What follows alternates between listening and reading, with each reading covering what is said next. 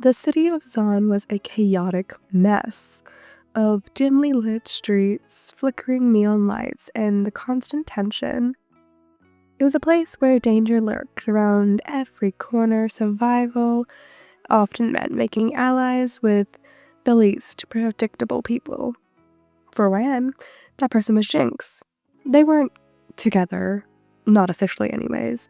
The relationship defined labels, existing somewhere between friendship and something far more complicated. Jinx would sneak into Ryan's hideout at all hours of the night, sometimes curtains soot from her latest explosion escape, other times carrying stolen snacks and a manic grin. It wasn't unusual for them to share moments of closeness that lingered on the edge of intimacy, but neither of them dared to define it. For Jinx, labels were chains, and freedom was her ultimate rebellion. For Ryan, trying to contain her wild spirit felt impossible. But it was complicated. But it worked. Well, until it didn't. The trouble started one evening at the last drop, the closest thing to Zon ever had to a communal hideout. The music was loud, the drinks were cheap, and the tension in the air was palatable. As people mingled under the green haze of smoke and dim lights, Ryan had come to unwind, nursing a drink at the bar and chatting with a man who had introduced himself as Elias.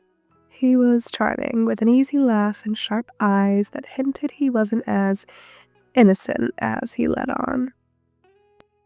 Jinx sat at a table in the corner, watching them like a hawk.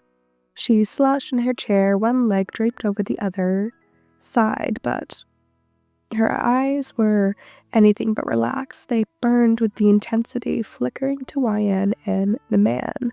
She tapped her fingers against the table in an erratic rhythm. When Ryan laughed at something he had said, Jinx's jaw tightened. By the time Ryan finally noticed her, Jinx was already on the move. She stalked over to the bar, her long braids swaying behind her, and her boots scuffing against the floor. "Hey, Ryan," she said, leaning against the bar with a forced casualness. Her eyes were bright, but her voice was almost playful. But her expression told a different story. "Hey, Jinx," Ryan replied, turning to her with a small smile. "I didn't know you'd be here." "Oh, I've been watching," she said, her voice cutting back to Alias before snapping back to you. "You seemed busy." The man raised an eyebrow, glancing between the two of them. "A friend of yours?" "Something like that," Jinx said. Her smile was sharp and full of unspoken threats. Ryan sighed, sensing the brewing storm. Jinx, this is Elias, and Elias, this is Jinx." He extended a hand, but Jinx ignored it, instead stepping closer to Ryan. Mind if I stay for a second?" "Oh, actually, we were in the middle of a—" he began, but Jinx cut him off. "Yeah, I actually don't really care," she responded, grabbing Ryan's wrist. Her grip was not painful, but it was firm. She tugged them towards the end of the bar. Once they were out of earshot, Ryan pulled their arm free and frowned at her. "What is your problem?" "My problem?" Jinx said, her voice rising. "What the hell are you doing?" Talking to someone?" Ryan replied, crossing their arms. "What's it to you?" "You were flirting with him," she accused, her eyes narrowing. "So what if I was?" Jinx clenched her fists, her nails digging into her palms. "So what? You're mine." "Oh, am I?" Ryan shot back, their voice sharp. "Because, last time I checked, we're not together." The words hit her like a slap. For a moment, Jinx looked like she was genuinely hurt. The anger and the vulnerability was gone, but it was replaced by just pure rage. "You think I don't see the way people look at you?" she snapped. "The way you look at them, you're mine, Ryan. No one else gets to have you." Ryan sighed, their frustration melting into something softer. Jinx, you can't just claim me like that. I care about you, but you can't control me. Control you? She repeated, her voice breaking. You think this is about control? She trailed off, her hands trembling. It was rare to see Jinx at a loss for words. Usually she was so quick-witted and unpredictable that keeping up with her felt like she was running a marathon. But now there was a flicker of something raw and unguarded in her expression. Wen stepped closer, lowering their voice. Jinx, I'm not going anywhere, but you have to let me have a life outside of us. Her eyes searched theirs, conflicted. I don't know how to do that. They reached out, brushing a strand of blue hair from her face. Okay, we'll figure it out. For a moment it seemed like she might relent, but her gaze shifted past them, landing on the man from before, who was still sitting at the bar. The corner of her lips twitched, and Ryan recognized this look all too well. Jinx, they said, a warning in their tone. Far too late. She was already walking back to the bar, her strides long and purposeful. Hey, she said, sliding up next to the man. He turned to her, visibly wary. Hi? You like Ryan? She asked, her voice deceivingly light. Yeah, I guess, they're great, he said cautiously. Yeah, they are, Jinx agreed, pulling a small, spherical object from her pocket. And you're gonna stay the hell away from them. His eyes widened as he recognized the grenade. Wait, hold on. Jinx! Ryan shouted, grabbing her arm just as she prepared to pull the pin. She turned to them, an expression of defiance and frustration. What? I wasn't gonna blow him up to scare him a little. That is not the point, Ryan said through gritted teeth. Elias took this as an opportunity to bolt, leaving his drink half finished on the counter. Once he was gone, Ryan nodded alongside and turned her back to Jinx. You can't just blow people up, Jinx. Jinx shrugged, sliding the grenade back in her pocket. Worked well, didn't it? This isn't funny. I'm not laughing, Jinx said, her voice quieter now. They stared at each other for a long moment before the air between them became heavy with unspoken tension. You're impossible, Wen muttered, though there was no real heat in her tone. And you're mine, Jinx said, her grin returning. Before they could even respond, the echo of shattering glass went through the outside, followed by distant shouts. Jinx's eyes lit up with excitement. Looks like trouble, Wen groaned. What did you do this time? Who says it was me? She said, grabbing her shotgun. Come on, let's have some fun. With that, she darted towards the exit, leaving Ryan to follow. As they ran through the chaos of Zon, they couldn't help but wonder how long it would keep playing this game before it all came crashing down. The chase outside was typical for Zon. The chaos, the smoking curling through the air, the distant yells, and the unmistakable rumble of an explosion in the distance. Jinx darted through the crowds, her long braids swinging behind her as she laughed like a maniac. Jinx! Ryan called out, struggling to keep up. What the hell are you doing? Making life interesting, she shouted over her shoulder, her voice alive and full of mischief. Ryan groaned, dodging a speeding car and avoiding being knocked over by a rushing group of Chem Barons. They'd grown used to the unpredictable nature of Jinx, but tonight felt different. Something was off. Yeah. Jinx! Ryan called, struggling to keep up. What the hell are you doing? Making life interesting, she shouted over her shoulder, her voice alive with mischief. Ryan groaned, dodging a speeding car and barely avoiding being knocked over by a rushing group of Chem Barons. They'd grown so used to Jinx's unpredictable nature, but tonight felt different. Something was off. They'd finally caught up with her.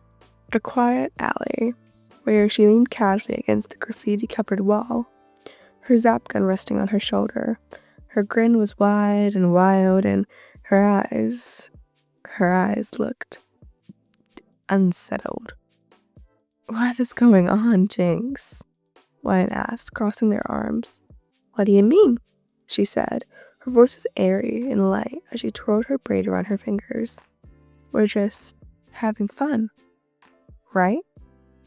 You know what I mean, they said, step this whole night, dragging me out here, scaring off Elias, running into whatever mess this is. It's not just about fun, is it? Her grin faltered for a fraction of a second before she forced it back into place. Why do you care, huh? You seemed pretty cozy back there at that bar. Ryan sighed in frustration, bubbling to the surface. This isn't about Elias, it's about you. Now just be honest with me. Honest, she echoed, her voice rising. You want honesty? Fine. I didn't like watching you flirt with him, okay? I didn't like seeing him make you laugh, or the way you looked at him like he mattered. Jinx, you tried to cut her off. I don't care if we're not together, Jinx continued, her words tumbling out in a rush. I don't want anybody else to have you. Is that honest enough for you? He stared at her, caught between anger and sympathy. You're jealous. Duh, she said, rolling her eyes. Took you long enough to figure it out. You sighed. Why didn't you just say that? Jinx snapped. Because I don't do feelings, YN. Her voice breaking. Feelings get messy and people leave. I don't want you to leave. Her vulnerability hit YN like a punch to the gut. They took a step closer, their voice softening. Jinx, I'm not going anywhere. But you can't keep pushing people away just because you're scared. Her vulnerability was very obvious. I'm not scared, she muttered, though her trembling hands betrayed her. Yes, you are. And that's okay, but if we're gonna do this, whatever this is, you have to trust me. She stared at them, her blue eyes shimmering with a mix of defiance and uncertainty. For a moment, it seemed like she might let her walls down, but then the heavy footsteps echoed down the alleyway, and her expression hardened. Uh-oh, she said, her grin returning. Looks like we got company. Ryan turned to see a group of armed enforcers closing in, their weapons gleaming into the dim streetlights. What did you do this time? Ryan hissed through gritted teeth. Nothing serious, Jinx said innocently, pulling a grenade from her belt. Just stole a little something from Silco's stash. Ryan frowned. Are you kidding me? Relax, Jinx said, tossing the grenade in her hand. I've got this. Before Ryan could even protest, they hurled the grenade towards the enforcers, the explosion lighting up in the alley with a burst of green fire. Come on, Jinx shouted, grabbing Ryan's hand and dragging them into the chaos. They ran through the winding streets of Zon, ducking in the shadows and dodging enforcers at every turn. By the time they eventually got somewhere safe, Ryan's hideout, both of them were out of breath. Jinx collapsed into the worn-out couch, her chest heaving with laughter. That was awesome, Jinx said. That was reckless, Ryan replied, glaring at her. Same thing. Ryan sat down beside her, their head in their hands. You can't keep doing this. Jinx, one day you're gonna go too far. Too far, she repeated, sitting up. That's kinda my thing. When you knew that when we started whatever this is. I know, Ryan replied, meeting her gaze. But I also know there's more to you than this. Jinx's grin faltered, but for the first time that night, she looked genuinely unsure of herself. I know so.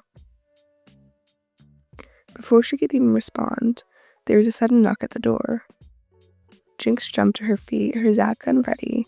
Stay back, she whispered, creeping towards the door. Ryan followed there cautiously, Their heart was pounding. When Jinx yanked the door open, both of them froze. Standing there was a figure none of them expected to see. "Powder?" the figure said, their voice low and full of disbelief. Jinx's breath hitched. "V?"